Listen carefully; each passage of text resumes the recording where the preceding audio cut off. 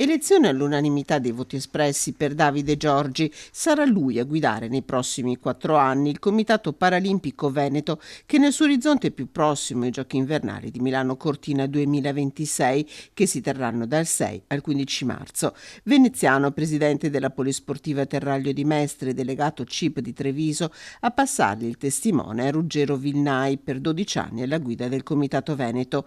Ai bambini e alle bambine il suo primo pensiero. Sono i bambini quelli che ci interessano, soprattutto i bambini e le bambine, perché ancora oggi, ahimè, lo sport paralimpico viene fatto soprattutto da maschietti. Abbiamo bisogno che il mondo femminile si avvicini e per questo abbiamo bisogno di fare promozione e coinvolgere sempre di più la scuola e le famiglie. Siamo la regione che sviluppa più campioni in Italia. Pensate che alle ultime Paralimpiadi abbiamo portato a casa il 30% delle medaglie, quindi possono i genitori far sì che questo record continui ad esserci.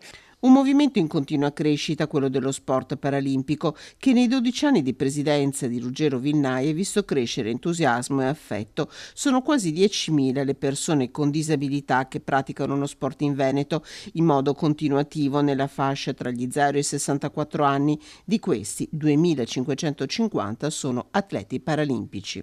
In questi 12 anni abbiamo fatto davvero tante cose, tanti risultati.